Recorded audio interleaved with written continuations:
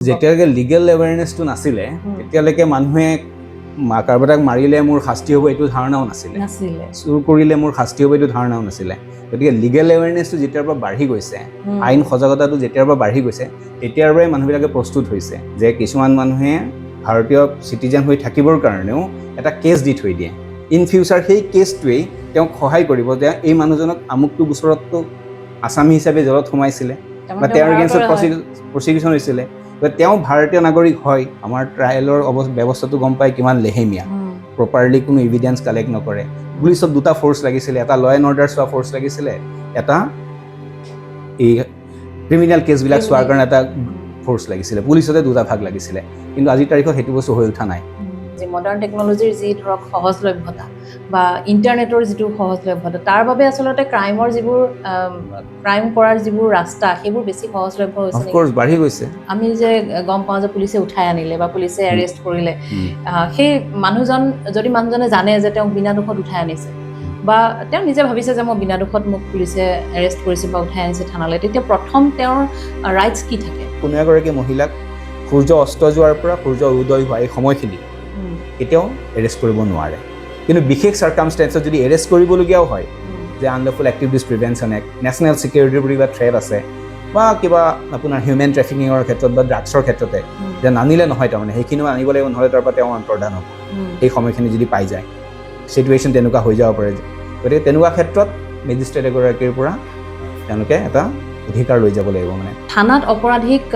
সোধ পোছৰ নামত মাৰপিট কৰিব পাৰে নে নোৱাৰে আৰু অপৰাধীক নাপালে অপৰাধীৰ ৰিলেটিভক উঠাই লৈ আহে এইটোতো একদম সম্পূৰ্ণ বেআইনী কথা এটা আৰু তেনেকুৱা আইনত ক'তো নাই যে বেলেগৰ কাৰণে বেলেগে কেতিয়াও শাস্তি পাব নোৱাৰে সাধাৰণ ৰাইজৰ এফআইআৰ সহজে পুলিচে নলয় আমি এফআইআৰ দিবলৈ যাওঁ কিন্তু পুলিচে আমাৰ এফআইআৰ নলয় কিন্তু আৰু এটা কথা লগতে শুনিবলৈ পোৱা যায় যদি পাৱাৰফুল মানুহ হয় পইচাৰ ক্ষেত্ৰতে হওক পলিটিকেল পাৱাৰ হওক বা যিকোনো কানেকশ্যন থকা মানুহৰ এফআইআৰ সহজতে লয় পুলিচে এখন উপযুক্ত এফআইআৰ এখন সাক্ষীবাদী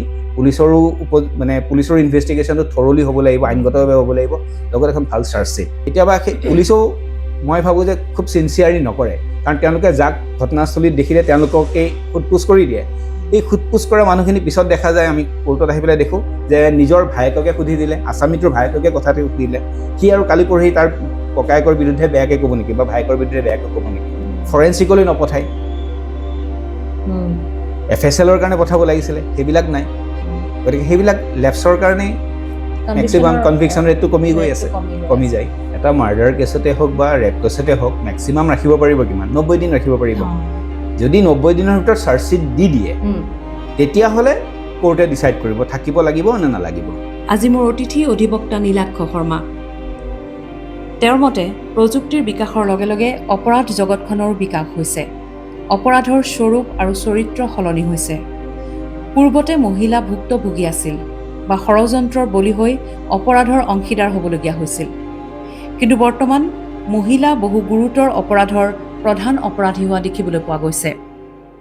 হানি ট্ৰেপিং বিত্তীয় অপৰাধৰ পৰা হত্যাকাণ্ডলৈকে বিভিন্ন ভয়ংকৰ অপৰাধত এতিয়া সোমাই পৰিছে মহিলা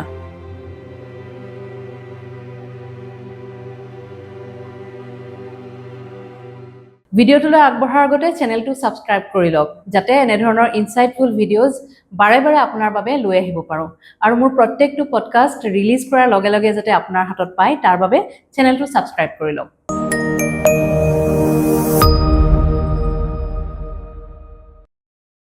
এতিয়া আমি আইনৰ কথা যদি আমি ক'বলৈ যাওঁ ধৰক সাধাৰণ মানুহৰ আইন সম্পৰ্কে ইমান এৱেৰনেছটো নাই এতিয়া সাধাৰণ মানুহটো বাদেই দিয়ক আমি এনেকুৱা কিছুমান মানুহ পাওঁ ধৰক উচ্চ শিক্ষিত হ'লেও বিভিন্ন ডিগ্ৰী থাকিলেও ধৰক আইনৰ সম্পৰ্কে ইমান এৱেৰনেছ নাথাকে সেইকাৰণে পুলিচে হওক পুলিচ থানা কোৰ্ট কাছাৰী বুলি ক'লেই মানুহে ভয় খায় আপুনি পাইছে চাগে তেনেকুৱা কথাটো হৈছে যে মানে অপৰাধৰ ধাৰণাবিলাকো চেঞ্জ হৈ গৈছে আগতে কেনেকুৱা মাৰপিট হৈছিলে চুৰ ডকাইতি ইমানতে সীমাবদ্ধ আছিলে বা কেতিয়াবা কাটচিত কৰবাত মাৰ্ডাৰ এটা হৈছিলে বা এটেম্প টু মাৰ্ডাৰ এনেকুৱা ধৰণৰ কাহিনী এতিয়া হৈছে চাইবাৰ ফ্ৰড আহি গ'ল ক্ৰিপ্টো ফ্ৰড আহি গ'ল ফিনেন্সিয়েল ফ্ৰড আহি গ'ল হিউমেন ট্ৰেফিকিং আহি গ'ল ড্ৰাগছ আহি গ'ল গতিকে তাৰ উপৰি আমাৰ ৰিচেণ্টলি যিটো এই ডিপ ষ্টেট বেলেগ এখন দেশৰ পৰা ফাণ্ডিং হয় ইয়াত এটা গ্ৰুপে এখন চৰকাৰক পতন ঘটাব পাৰে যেটো আমি দেখি গৈছো নেপালত দেখিছো বাংলাদেশত দেখিছো গতিকে চেঞ্জ হৈ গ'ল গোটেই প্যাটাৰ্ণ বিলাকে অপৰাধৰ গোটেই মানে ক্ৰাইমৰ গোটেই আগতে তিৰোতা মানুহৰ বা মহিলা মানুহৰ তাত মানে হেৰি কম আছিলে জড়িত কম থাকিছিলে কিন্তু আজিকালি সমানে হৈ গৈছে মহিলা মানে ভুক্তভোগীয়ে নহয় তাৰ মানে মহিলা অপৰাধী হৈ পৰিছে মাজে আমি সিদিনা মেঘালয়ত হাজবেণ্ডক লৈ আনি পেলাই তাতে হত্যা কৰা বুলি শুনিব পাৰিছো এতিয়ালৈকে প্ৰমাণ হোৱা নাই যেতিয়ালৈকে প্ৰমাণ নহয় তেতিয়ালৈকে দোষীও নহয় বাৰু প্ৰমাণ হলেহে দোষী হ'ব দোষী হলে শাস্তি হ'ব যদি তাৰ কাৰণে প্ৰসিকিউশ্যন বা পুলিচে ভালদৰে ইনভেষ্টিগেশ্যন নকৰে তাৰ পৰা মুক্তি হৈ যাব যদি ভালদৰে সাক্ষ্য প্ৰমাণ গোটাব পাৰে ইনভেষ্টিগেশ্যন ভালদৰে হয় এখন ভাল চাৰ্জশ্বিট হয় তেতিয়ালে কনভিকশ্যন হ'বগে গতিকে ধাৰাবিলাক চেঞ্জ হৈ গৈছে সময় সাপেক্ষে গোটেইবিলাক মানে পৰিৱৰ্তন হৈছে যাৰ কাৰণে নেকি আগতে CRPCৰ পৰা এতিয়া BNSS হ'ল ষ্ট্ৰিক্ট আইন আহিবলগীয়া হ'ল ঠিক সেইদৰে IPCৰ পৰা BNS হ'ল ভাৰতীয় ন্যায় সংহিতা সেইদৰে ইণ্ডিয়ান এভিডেন্স এক্টৰ পৰা ভাৰতীয় সাক্ষ্য অধিনিয়ম হ'ল তাত চবতে আগতে চাইবাৰ ক্ৰাইমৰ পৰা ইমান বিতংভাৱে নাছিলে এতিয়া এইবিলাকত বিতংভাৱে আহিছে তাৰোপৰি IT এক্ট আহি গ'ল এতিয়া ৰিচেণ্টলি FCRA টো আহি গ'ল ফৰেইন কন্ট্ৰিবিউশ্যন ৰেগুলেটৰী এক্ট যিখন যাৰ কাৰণে কি ডিপ ষ্ট্ৰেটেজিটো এখন দেশত এখন চৰকাৰৰ পতন ঘটাব পাৰে বাহিৰৰ পৰা ফাণ্ডিং কৰাই পেলাই যেটো আমেৰিকাত ট্ৰাম্পে নিজে কৈছিলে তেওঁ প্ৰথম ইলেকশ্যন জিকি পেলাই মানে সাৱধান নহলে এতিয়া মানে যিকোনো ট্ৰেপত পৰিব পাৰে মানুহ নহয় জানো আৰু এনেকুৱা মই ভাবো আপুনিটো জানিবই মানে এনেকুৱা আছে খুব কম মানুহ থাকিব যাৰ কেতিয়াও জীৱনত ধৰক পুলিচ কাছাৰী বা থানালে যাবলগীয়া হোৱা নাই হয়তো খুব কম মানুহ থাকিব গতিকে ধাৰণাবোৰ বা মানে জ্ঞানবোৰ থাকিব লাগে যেতিয়ালৈকে লিগেল এৱেৰনেছটো নাছিলে তেতিয়ালৈকে মানুহে কাৰোবাক মাৰিলে মোৰ শাস্তি হ'ব এইটো ধাৰণাও নাছিলে চুৰ কৰিলে মোৰ শাস্তি হ'ব এইটো ধাৰণাও নাছিলে গতিকে লিগেল এৱেৰনেছটো যেতিয়াৰ পৰা বাঢ়ি গৈছে আইন সজাগতাটো যেতিয়াৰ পৰা বাঢ়ি গৈছে তেতিয়াৰ পৰাই মানুহবিলাকে প্ৰস্তুত হৈছে মানে সুৰুঙাবোৰ বিচাৰি পোৱা হৈছে গতিকে আমি আমাৰ মানুহৰ মাজত যদি এইটো বস্তু কম কিছুমান মানুহে এটা কেছ দিবলৈ এনি টাইম মানে বিচাৰি থাকে কেছ এটা দিবলৈ থানালৈ আহিবলৈ ভয় নকৰে কিছুমান মানে তাত বহু কথা আছে যদি আপুনি ভালদৰে প্ৰেক্টিকেলি চাবলৈ যায় যে কিছুমান মানুহে ভাৰতীয় সিটিজেন হৈ থাকিবৰ কাৰণেও এটা কেছ দি থৈ দিয়ে ইন ফিউচাৰ সেই কেছটোৱেই তেওঁক সহায় কৰিব যে এই মানুহজনক আমুকটো গোচৰতটো আসামী হিচাপে জেলত সোমাইছিলে বা তেওঁৰ এগেইনষ্টত প্ৰসিকিউশ্যন হৈছিলে তেওঁ ভাৰতীয় নাগৰিক হয় সেই কাগজখনো কেতিয়াবা নি পেলাই তেওঁ ভাৰতীয় নাগৰিক হয় নে নহয় তাত মানে হয় নে নহয় প্ৰমাণ কৰিবৰ কাৰণে সুবিধা হৈ যায় ঠিকৰে মাটি কিনা বেচা কৰা দলিল দি পেলাই প্ৰমাণ কৰিবলৈ সুবিধা হৈ যায় বহুতে সেইবিলাক কাৰণে কিছুমান কেছ দিয়ে নিজৰ ভিতৰতে কেছ দিয়ে আগতে কয় নহয় কিবা এটা বিক্ৰী কৰি পাইছো যাওঁতে এটা কেছকে দি থৈ গুচি যাওঁ এটা বিশেষ সম্প্ৰদায়ৰ মানুহে এইটো কামেই কৰিছিলে এসময়ত যাৰ কাৰণে তেওঁলোকৰ সংখ্যাটো বহুত বেছি তেওঁলোকৰ মানসিকতা ক্ৰিমিনেল হেৰিটোও তেওঁলোকৰ বহুত বেছি আপুনি যদি ডাটা ৱাইজ চাই কিছুমান মানুহৰ যদি ৰেচিঅ'টো আন কমিউনিটিতকৈ বহুত বেছি ক্ৰিমিনেল মাইণ্ডছেটটো তেওঁলোকৰ এৱেৰনেছটো বেছি তেওঁলোকে চব জানে মাটি বাৰীৰ ক্ষেত্ৰত চব ক্ষেত্ৰতে তেওঁলোকে এৱেৰ হয় আৰু মানে এখন নতুন আইন আহিলে বা চৰকাৰৰ কিছুমান স্কিম আহিলেই হওক বা যিকোনো ধৰণৰ আইনৰ সুৰুঙাখিনিও তেওঁলোকে জানে সেইটো এটা কথা ইনভলভ হৈ থাকে তেতিয়ালৈ অবভিয়াছলি তাৰ পৰা এক্সপিৰিয়েন্সটো গেডাৰ কৰা যায় গতিকে গেডাৰ কৰা যেতিয়া তেওঁলোকৰ সজাগতাটো বাঢ়ি যায় সমানে আৰু তেওঁলোকৰ ওচৰে পাজৰে থকা মানুহখিনিক সিমানেই সজাগ কৰি ৰাখে তেওঁলোকে এটা আমাৰ মানুহৰ ভিতৰত সেইবিলাক প্ৰৱণতাটো কম আছিলে কিন্তু এতিয়া সময় সাপেক্ষে পৰিৱৰ্তন হোৱাৰ লগে লগে এতিয়া আপুনি ধৰক আমি বিশেষ কোনোবা এটা সম্প্ৰদায়ৰ কথা ক'ব নোৱাৰো এতিয়া মানে এনে ধৰণৰ হৈছে যে মানে মই ৰেচিঅ'ৰ কথাটো কৈছো মই কাকো জগৰীয়া কৰা নাই এটা ৰেচিঅ'ত যদি চাবলৈ যায় কাৰ যিখিনি অশিক্ষিত তেতিয়া হলে একেবাৰে যিখিনি অশিক্ষিত তেখেতসকলৰ মাজত কিন্তু প্ৰৱণতাটো আছে কাজিয়া কৰা কাৰণ কাজিয়া কৰাৰ কনচিকুৱেন্সটো কি হ'ব সেইটো কোনো নাজানে মানে এইটো সঁচা যে ignorance of law is no excuse আপুনি আইন মাৰিলে কাৰোবাক হত্যা কৰিলে মোৰ জেল হৈ যাব লাইফ টাইম ইম্প্ৰিজনমেণ্ট হ'ব যাৱজ্জীৱন কাৰাদণ্ড হ'ব এইটো নাজানো কাৰণে মই হত্যা কৰিলো এইটো ক'লে নহ'ব তাৰমানে গতিকে যিসকলে তেনেকুৱা ধৰণৰ ক্ৰাইম কৰে গতিকে তেখেতসকলে যেতিয়া আহি পেলাই এবাৰ শিকা বুজা হৈ যায় তাৰপিছত সজাগতাটো আহে তাৰপিছত কমিও যায় ক'ৰবাত বাঢ়িও যায়গে কোনোবাই যদি সেইটো এটা চ'ৰ্চ হিচাপে ভাবি লয় যে এইটো হৈছে আকৌ কেইদিনমান জেলত থাকিম আকৌ ওলাম আকৌ কৰিম কিবা এটা কৰিম এটা ডকাইতি কৰিছে লাখ টকা পাইছে কালি ভৰি জেলত সোমাইছে খুব বেছি কিমান দিন ৰাখিব ডকাইতি কেছত মেক্সিমাম ইনভেষ্টিগেশ্যন কমপ্লিট নোহোৱালৈকে চাৰ্জশ্বিট নিদিয়ালৈকে 90 দিন ৰাখিব পাৰিব ডকাইতি কেছত দেই ৰবাৰীত 60 দিন বা মাৰ্ডাৰ কেছত 90 দিন ৰেপ কেছত তেনেকৈ 90 দিন ৰাখিব পাৰিব তাতকৈ এৰি দিবই লাগিব যদি চাৰ্জশ্বিট হৈ নাহে তেওঁলোকে এৰি দিব জুডিচিয়েল কাষ্টডিৰ পৰা তাৰপিছত ট্ৰায়েল ফেচ কৰিব আমাৰ ট্ৰায়েলৰ ব্যৱস্থাটো গম পাই কিমান লেহেমীয়া, প্ৰপাৰলি কোনো এভিডেন্স কালেক্ট নকৰে। পুলিচত দুটা ফ'ৰ্চ লাগিছিলে, এটা ল এণ্ড অৰ্ডাৰ চোৱা ফ'ৰ্চ লাগিছিলে, এটা এই ক্ৰিমিনেল কেছবিলাক চোৱাৰ কাৰণে এটা ফ'ৰ্চ লাগিছিলে। পুলিচতে দুটা ভাগ লাগিছিলে, কিন্তু আজিৰ তাৰিখত সেইটো বস্তু হৈ উঠা নাই। গতিকে যেতিয়ালৈকে প্ৰচিকিউশ্যন আৰু ল এণ্ড অৰ্ডাৰ দুটা বস্তু ভাগ ভাগ কৰি চোৱা নাযাব, কৰিব পৰা নাযাব, তেতিয়ালৈকে সংখ্যাবিলাক কমাব, মানে ভাল চাৰ্জশ্বিট এখন, ভাল ইনভেষ্টিগেশ্যন এটা সম্ভৱ হৈ নুঠে। আমি ইনভেষ্টিগেশ্যন চাৰ্জশ্বিটৰ সেই প্ৰসংগলৈ আমি যাবই লাগিব, কিন্তু প্ৰথমতে এটা মই ভাবিছিলোঁ যে সাধাৰণ ৰাইজৰ মনত যিবোৰ প্ৰশ্ন থাকে, আইন সম্পৰ্কীয় জানিবলগা বহু কথা থাকে, ধৰক আইন সম্পৰ্কে সজাগতা বহু মানুহৰ, আমাৰ সংবিধানে যিখিনি আমাক সুবিধা দিছে সেই সম্পৰ্কে বহুত ধাৰণা ৰাইজৰ নাথাকে, সেইবাবে আচলতে ভয় এটা থাকে, শংকা এটা থাকে। সেইখিনি কথা আমি আজি ডিটেইলছত পাতিব বিচাৰিছোঁ। আৰু তাৰ মাজতে আপুনি প্ৰথমতে কৈছে যে মহিলাৰ কথাটো যে আমি ক'লোঁ, মহিলা আপুনি অসমত কেনেধৰণে দেখিছে? অসমত আমি যিহেতু এতিয়া তেজপুৰত আছোঁ, তেজপুৰতে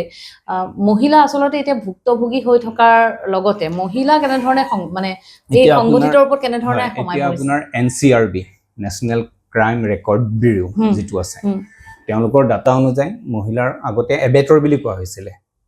তেওঁলোকে ক'ৰবাত প্ৰত্যক্ষভাৱে জড়িত থাকিছিলে বা পৰোক্ষভাৱে জড়িত থাকিছিলে, সোমাই পৰে। কিন্তু আজিকালি তেওঁলোকে প্ৰিন্সিপাল একিউজ হৈ গৈছে, কাৰণ তেওঁলোকেও কিছুমান ঘটনা সংঘটিত কৰিছে। আজি চাইবাৰ ক্ৰাইমত চাওক মহিলা থাকে, হনি ট্ৰেপিং চাওক মহিলা থাকে, হনি ট্ৰেপিঙতো মহিলাৰ প্ৰতি বেলেগ কথা আহিব নোৱাৰে। গতিকে বাকী আপোনাৰ ক্ৰিপ্টো ফ্ৰড চাওক, ফিনেন্সিয়েল ফ্ৰড চাওক, ফোন কৰে, এটা আপোনাৰ পৰা OTP বিচাৰিব, তেওঁলোকে বিশ্বাস যোগায়, যিটো আপোনাৰ ফিচিং বুলিও কয়। তাত কি কৰে, তেওঁলোকে ফোন কৰি পেলাই সোধে যে এনেকুৱা এটা OTP গৈছে, আমাক দিয়ক। কৈ দিয়ে যে মই আমুকৰ পৰা ফোন কৰিছোঁ, এক্সিছ বেংক বা কোনোবা এটা বেংকৰ কথা ক'লে বা কোনোবা এটা ইঞ্চুৰেঞ্চ কোম্পানীৰ পৰা ক'লে, সেই OTP দিয়াৰ পিছত আপোনাৰ ইনফৰমেশ্যন তেওঁলোকে গম পাই গ'ল, তেওঁলোকে তাৰ পৰা মানিটো ট্ৰেন্সফাৰ কৰি দিব পাৰে। আৰু এইবিলাকত মহিলা বেছিকে থাকে। গতিকে মহিলাও সমানে ইনভলভ হৈ পৰিছে। মই নকওঁ যে মহিলাসকল নিজে আগবাঢ়িছে, কোনোবাই তেওঁলোকক ব্যৱহাৰ কৰিছে। আগতে এটা চেইনৰ ভিতৰত সোমাইছিলে, কিন্তু এতিয়া প্ৰাইম একিউজ তেওঁলোক হ'বলৈ চেইনৰ ভিতৰত মানে তেওঁলোকক কোনোবাই সেইটো কিবা এটা তাৰ বিনিময়ত তেওঁলোকে কিবা এটা পাইছে, গতিকে তেওঁলোকক ইনভলভ কৰাইছে। মই নকওঁ যে তেওঁলোকে নিজে আগবাঢ়ি আহিছে, কোনোবাই ইনভলভো কৰাইছে, আৰু হনি ট্ৰেপিঙৰ ক্ষেত্ৰতো ইনভলভে হয়। আৰু এতিয়া আমি স্পাই জগতখনত আপুনি চাওক, মেক্সিমাম হনি ট্ৰেপিঙৰ কথাই থাকিব। স্পাই জগতখনত মহিলাইতো গোটেইখিনি লিড কৰে, গোটেই ইনফৰমেশ্যন কালেক্ট কৰে। যদি আপুনি গোটেই এইবিলাক যিমানবিলাক স্পাই ৰিলেটেড মুভিজ আছে, কিবা আছে, তাৰ পৰাই গম পোৱা যায়। আমি নিজেও পাওঁ বাতৰি সংক্ৰান্তত যে ধৰক ফোন কৰি এজন মানুহক মানে জালত ফচোৱাৰ প্ৰথম কামখিনিতো মহিলা এগৰাকীয়ে থাকে তাত, বা প্ৰাইম সম্পূৰ্ণ মহিলা বুলি মই নকওঁ, কিন্তু তেওঁলোকক ইনভলভ কৰাই দিয়ে। তেওঁলোকে নিজে কিমান সজাগ হৈ পেলাই আহি পেলাই কৰিছে মই নকওঁ, কিন্তু তেওঁলোকক ইনভলভ কৰাই দিয়ে। মানে they also become a victim of circumstances, এই ফালৰ পৰা মই ক'ব বিচাৰিম। বুজি পাইছোঁ। আৰু যদি আমি এনেধৰণে ক'ব পাৰোঁ নেকি যে মডাৰ্ণ যিটো টেকন'লজিৰ যি ধৰক সহজলভ্যতা বা ইণ্টাৰনেটৰ যিটো সহজলভ্যতা, তাৰ বাবে আচলতে ক্ৰাইম কৰাৰ যিবোৰ ৰাস্তা সেইবোৰ বেছি সহজলভ্য হৈছে নেকি? অফক'ৰ্ছ বাঢ়ি গৈছে, যথেষ্ট বাঢ়িছে। আপোনাৰ আজি থ্ৰেটনিং এটা দিয়ে, আজি চাওক থ্ৰেটনিং দিয়ে, কোনোবাই ফোনত এক্সটৰ্চন কৰে, বিচাৰে, বা আপোনাৰ এই মই যিটো ক'লোঁ চাইবাৰ ফ্ৰড বা ফিনেন্সিয়েল ফ্ৰড, এইবিলাকৰ ক্ষেত্ৰত। গতিকে যেতিয়াৰ পৰা ইণ্টাৰনেটৰ সহজলভ্য হৈ পৰিছে, তেতিয়াৰ পৰা সুৰুঙাবিলাক পাই গৈছে, সেই সুৰুঙামতে তেওঁলোকে আগবাঢ়ে। তাৰ পৰা বাচিবৰ কাৰণে পুলিচেও এতিয়া তেওঁলোকৰ IP এড্ৰেছবিলাক লয়, যিটো ইণ্টাৰনেট প্ৰট'কল এড্ৰেছ, সেইটো দি ফ'ল' কৰি পেলাই তেওঁলোকক উলিয়াব পাৰে। ৰিচেণ্টলি তেজপুৰৰে কোনোবাই এটা সোণৰ গহনা নি পেলাই আপোনাৰ আহমেদাবাদত ধৰা পৰিছে, সেই IP এড্ৰেছ দিয়ে ধৰা পৰিছেগে। গতিকে সেই IP এড্ৰেছটো পাইছে, লগতে তেওঁলোকৰ ফোন ট্ৰেচ কৰিছে, মানে IP এড্ৰেছ পোৱাৰ কাৰণে। গতিকে সেইমতে তেওঁলোকক যাই পেলাই তেওঁলোকৰ লোকেশ্যন ডিটেক্ট কৰি পেলাই তাত যাই পেলাই ধৰিছেগে, এপ্ৰিহেণ্ড কৰিছে বা এৰেষ্ট কৰিছে। গতিকে ঠিক সেইদৰে CDR কলবিলাক, এতিয়া মই ইয়াত আছোঁ, তেখেতে তাত আছে, আপুনি তাত আছে, এনেকৈ আমি ইয়াৰ পৰা ফোন কৰিছোঁ, মই কোনটো লোকেশ্যন কোনটো টাৱাৰৰ পৰা ফোন কৰিছোঁ, তেখেতে কোনটো লোকেশ্যনত কোনটো টাৱাৰৰ লগত কথা পাতিছে, তাৰ পৰা কাক ইনফৰ্ম কৰিছে, এই CDR কলবিলাক যিবিলাক কল ডিটেইলছ ৰিপৰ্ট, সেইবিলাকৰ পৰা ট্ৰেচ কৰিবলৈ সুবিধা হয় মানুহক। গতিকে পুলিচেও ঠিক সেইদৰে তেওঁলোক যিমান আগবাঢ়ি গৈছে, ঠিক সেইদৰে IPR আৰু CDR দ্বাৰা পুলিচ বিভাগো তেনেকৈ আগবাঢ়ি গৈছে, বা মানে প্ৰচিকিউশ্যন বিভাগটো। এতিয়া আমি পুলিচৰ কথা যিহেতু প্ৰথম মই কৈছোঁৱে যে সাধাৰণ ৰাইজে যিবোৰ জানিব বিচাৰে সেই বিষয়বোৰ আমি অকণমান ডিটেইলছত পাতিব বিচাৰিছোঁ। পুলিচৰ গোটেই চেপ্টাৰটো বা ছাবজেক্টটো যদি আমি কওঁ, প্ৰথমতে মানুহৰ কিছুমান কথা জানিবলৈ মন যায় যে ধৰক এজন লোকক আমি যে গম পাওঁ যে পুলিচে উঠাই আনিলে বা পুলিচে এৰেষ্ট কৰিলে, সেই মানুহজন যদি মানুহজনে জানে যে তেওঁক বিনা দুখত উঠাই আনিছে বা তেওঁ নিজে ভাবিছে যে মই বিনা দুখত মোক পুলিচে এৰেষ্ট কৰিছে বা উঠাই আনিছে থানালৈ, তেতিয়া প্ৰথম তেওঁৰ ৰাইটছ কি থাকে, তেওঁ কি কৰিব পাৰে? যেতিয়া পুলিচে আনিব, তেতিয়া পুলিচে বিনা দুখত আনিলে তেওঁক আনাৰ পিছত তেওঁৰতো সুবিধা থাকিব, তাৰ কাৰণে এটা কমপ্লেইন লজ কৰিবলৈ বা কিবা কৰিবলৈ তেওঁ প্লি অফ এলিবি ল'ব পাৰিব, তেওঁ জড়িত নাই সেইটো প্ৰমাণ কৰিব লাগিব, তেওঁ যে মটিভ নাই সেই ক্ৰাইমটোত, সেই মানে অপৰাধ হেৰিটোৰ সংক্ৰান্তীয় গোচৰটোৰ লগত তেওঁ যে জড়িত নাই সেইটো তেওঁ নিজাভাৱে তেওঁৰ যে মটিভটো নাই, কাৰণ ক্ৰাইম এটা হ'বৰ কাৰণে মানুহৰ মেনষ্ট্ৰিয়া লাগিব, মানে মোৰ মানসিকভাৱে মই কিবা এটা কৰিম বুলি ভাবিব লাগিব, অপৰাধ কৰিম এই বস্তুটো মেনষ্ট্ৰিয়া লাগিব, আৰু মোডাছ অফ অপাৰেণ্ডি কি ধৰণে কৰিম এইবিলাক বস্তু আহিব লাগিব। গতিকে কোনোবা এটা মানুহক আপুনি উঠাই লৈ গুচি আহিলে, কৰবাৰ পৰা আনি পেলাই যেতিয়া সোধপোছ কৰিলে গম পালে যে তেওঁ নাই, তথাপিও যদি কিবা কাৰণে তেওঁৰ কোনোবা ফালৰ পৰা তেওঁক এণ্টেংগল কৰাবৰ কাৰণে প্ৰয়াস কৰে, তেনেকুৱা ক্ষেত্ৰত প্লি অফ এলিবি আছে, আপুনি সেই ঘটনাৰ লগত জড়িত নাই, এই ঘটনা সংঘটিত হোৱাৰ সময়ত তাত নাছিলে, গতিকে প্লি অফ এলিবি বুলি কয়। প্লি অফ এলিবিটো হৈছে যে আপুনি আপোনাৰ প্লি অফ এলিবিত আপুনি ক'ব লাগিব যে মই সেই ঘটনাৰ সময়ত মই তাত উপস্থিত নাছিলো, মই আমুকত আছিলো, সেইটো মই প্ৰমাণ কৰিব লাগিব। এক নম্বৰ প্ৰমাণ কৰিবলৈ তেওঁ সুবিধা দিয়া হ'ব। তাৰোপৰি তেওঁলোকে যদি তেওঁৰ ওপৰত কিবা এখন মিছাকৈ যদি এখন FIR লজ হৈছে, তেতিয়াহ'লে সেইখন তেওঁ কোৱাছ কৰিব যাব পাৰিব, তাত BNSত প্ৰভিজন আছে বা CRPC যেনেকৈ 482 আছিলে BNSতো তেনেকুৱা প্ৰভিজন আছে, তেওঁ কোৱাছ কৰিব যাব পাৰিব। তাৰোপৰি তেওঁ নিজৰ ফালৰ পৰা হেবাছ কৰ্পাছ এখন ৰিট ফাইল কৰিব পাৰিব আপোনাৰ হাইকোৰ্টত, যে তেওঁ তাত জড়িত নাই, তেওঁক এনেই সন্দেহত আনিছে, যেনেকৈ আপোনাৰ মই কৈছিলোঁ কোৱাছিঙত যাব পাৰে, ঠিক সেইদৰে তেওঁলোকে নাই বুলি সেইটোতে তেওঁ পুলিচৰ এগেইনষ্টে ব্যৱস্থা ল'বলৈ যাব পাৰিব। তাৰ উপৰিও সেকশ্যন 175ত প্ৰভিজন আছে, তেওঁ কমপ্লেইনো ফাইল কৰিব পাৰিব এগেইনষ্ট দ্য পুলিচ। আচ্ছা, তেওঁ পুলিচৰ এগেইনষ্ট 175 BNSত তেওঁ কমপ্লেইন ফাইল কৰিব পাৰিব মেজিষ্ট্ৰেটৰ ওচৰত। আচ্ছা, আৰু যদি থানাত থকা সেইখিনি সময়ত তেওঁ উকিলৰ লগত যোগাযোগ কৰিব বিচাৰে? অফক'ৰ্ছ, যেতিয়া তেওঁ থানাত মানে তেওঁ নিয়াৰ সময়তো যদি তেওঁ ভাবে যে মই এজন উকিলৰ লগত কথা পাতো, তেওঁ তেতিয়াও সেইখিনি সুবিধা পাব, সেইখিনি সুবিধা আছে আইনত, সেইখিনি তেওঁ দিবই লাগিব। যেনেকৈ আপোনাৰ দিনত এৰেষ্ট কৰিলে, দিনতো যদি এৰেষ্ট কৰিব যায়, ৰাতিটো মই দূৰৰ কথা, মানে দিনত যদি কাৰোবাক এৰেষ্ট কৰাটো বাধা নাই, কিন্তু দিনত কাৰোবাক এৰেষ্ট কৰিব গ'লে সেই মহিলাই হওক বা পুৰুষেই হওক, তেনেকুৱা ক্ষেত্ৰত প্ৰথমে কিহৰ কাৰণে এৰেষ্ট কৰিব আহিছে সেই গ্ৰাউণ্ডছখিনি তেওঁক ক'ব লাগিব, কি ঘটনা সংক্ৰান্তত এৰেষ্ট কৰিব আহিছে, তাৰপিছত যিকেইজন পুলিচ অফিচাৰ গৈছে তেওঁলোকৰ যদি আইডেণ্টি প্ৰুফ বিচাৰে তেওঁক সেইখিনি জনাব লাগিব। তাৰপিছত তেওঁ ওচৰৰ মানুহ মাতি আনি পেলাই, ওচৰৰ এজন মানে গাঁওবুঢ়াই হওক বা ওচৰৰ এজন নেইবাৰ অলপ যোনে জনা শুনা ছ'চিয়েলি ফেমাছ তেনেকুৱা এজন মানুহক আনি পেলাই তেওঁক সাক্ষী হিচাপে ল'ব লাগিব যে এই মানুহজনক মই ইয়াৰ পৰা এৰেষ্ট কৰি লৈ গৈছোঁ। তাৰোপৰি এৰেষ্ট মেমত ৰিলেটিভক জনাব লাগিব, তাত আছামীজনৰ চাইনো ল'ব লাগিব, ঘৰত জনাই থৈ আহিব লাগিব যে আমি এইবিলাক কাৰণত তেওঁক ইয়াৰ পৰা এৰেষ্ট কৰি পেলাই আমি থানালৈ লৈ গৈ আছোঁ, এই গোটেইখিনি মানে 45-47 BNSS ফ'ল' কৰিব লাগিব। আৰু কিছুমান কেছত তেওঁক এৰেষ্ট নকৰাকেও তেওঁক নটিচ দিব পাৰে, যিটো CRPC 41 আছিলে এতিয়া 35(3), তেওঁক নটিচ দি পেলাই মাতাই আনিব লাগিব, মাতাই আনি পেলাই তেওঁক সোধা পোছা কৰিব পাৰিব, তেতিয়া তাত এৰেষ্টৰ কথা নাহে। যেনে চিটিং বা আপোনাৰ ঠগ প্ৰবঞ্চনাৰ ক্ষেত্ৰত তেনেকুৱা ধৰণৰ গোচৰত কোনোবা এটা কেছ দিলে তেওঁক মাতাই আনি তাক ডাইৰেক্ট জেলত ভৰাই দিব নোৱাৰিব, তেওঁক নটিচ এখন কৰিব লাগিব, তেওঁক আনিব পুলিচ, আনি পেলাই কথা বতৰা সুধিব, দেখিছে ছাফিচিয়েণ্ট মেটেৰিয়েলছ পোৱা নাই, বা এইটো ক্ৰিমিনেল নকৰি পেলাই চিভিল মেটাৰো হ'ব পাৰে, দেৱানীও হ'ব পাৰে, গতিকে দেৱানীটো এইটো ৰিকভাৰ কৰিব পাৰি। কোনোবাই মাটিৰ ক্ষেত্ৰতে কৈছোঁ যে মাটিত কোনোবাই এডভান্স ল'লে, মাটি বিক্ৰী কৰিম বুলি সময় সাপেক্ষে নোৱাৰিলে দিবলৈ, বিক্ৰী কৰিব নোৱাৰিলে বা কিনিব নোৱাৰিলে পইচাৰ অসুবিধাৰ কাৰণে, বা কোনোবাই মাটি কিবা কাৰণে বিক্ৰী কৰিব নোৱাৰিলে, এইটো জইণ্ট প্ৰপাৰ্টি আছিলে একেবাৰে, তেনেকুৱা ক্ষেত্ৰত কোনোবাই যদি ক্ৰিমিনেল কেছ দিয়ে যে মোৰ পৰা পইচা ল'লে মোক মাটি বিক্ৰী নকৰিলে, তেনেকুৱা ক্ষেত্ৰতেও তেওঁক এৰেষ্ট কৰি জেলত সোমাব নোৱাৰে, তাৰ কাৰণে বেলেগ এখন আদালত আছে, দেৱানী বিভাগটো আছে, তাত দেৱানী গোচৰ তৰি পেলাই তাৰ পৰা পইচাটো ঘূৰাই ল'ব পাৰিব, বা মাটিৰ ৰেজিষ্ট্ৰেশ্যন ল'ব, মানে স্পেচিফিক পাৰফেন্স কণ্ট্ৰেক্টৰ কেছ কৰিব পাৰিব, তেনেকুৱা ধৰণৰ কথা। গতিকে আনো বুলি কাৰোবাক আনিব নোৱাৰে। সেইখিনি যদি সেই এৱেৰনেছটো যদি আমি আমাৰ সমাজখনত যদি জনাব পাৰোঁ ভালদৰে, তেতিয়াহ'লে মানুহ সজাগ হ'ব, সচেতন হ'ব, মানুহ এজনক পুলিচে হাৰাছমেণ্ট কৰিব নোৱাৰে। সেইটো কাৰণে মই আচলতে জানিব বিচাৰিছোঁ যে আনো বুলিয়ে পুলিচে লৈ আহিব পাৰে নেকি? নোৱাৰে। আৰু যদি তেওঁক আনিবলগীয়া হয় কি কৰিব? পুলিচৰ পৰা আমি কি জানিব লাগে? পুলিচৰ গ'ল, মানুহৰ ঘৰলৈ পুলিচ যোৱাৰ লগে লগে মানুহ ভয় খাই যায়। পুলিচে যেতিয়া আনিবলৈ যাব, মই ক'লোৱেই অলপ আগতে যে তেওঁক প্ৰথমে কি কাৰণে এৰেষ্ট কৰিব আহিছে বা এপ্ৰিহেণ্ড কৰিব আহিছে বা ডিটেনশ্যন আহিছে জনাব লাগিব, ওচৰ চুবুৰীয়া মাতি আনি পেলাই চহী ল'ব লাগিব, তেওঁৰ সন্মুখত তেওঁক এৰেষ্ট কৰি লৈ যাব পাৰিব, লগতে ঘৰৰ মানুহকো জনাব লাগিব। ঠিক আছে, ৰাতিৰ ক্ষেত্ৰতো একেই কথা হয়। যদি সন্দেহ হয় যে মই আপোনাৰ গুপ্ত হত্যাৰ দিনত বহুত মানুহ ৰাতিয়ে উঠাই আনি পেলাই মাৰিছিলে, কোনো কেছ ৰেজিষ্টাৰ নহৈছিলে, ডেড বডি পাইছিলে।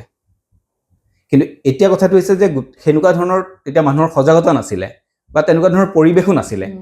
যে কাৰোবাক জনাব কিবা হ'ব। কিন্তু কথাটো হৈছে নিয়ম মতে আইন মতে হৈছে যে যেতিয়া যাব, যদি আপোনাৰ সন্দেহ হৈছে তেওঁলোক পুলিচ হয় নে নহয়, তেনেকুৱা ক্ষেত্ৰত তেওঁলোকৰ প্ৰথম কথা বাধ্যতামূলকভাৱে তেওঁলোকে নামৰ ফলকখন তেওঁলোকৰ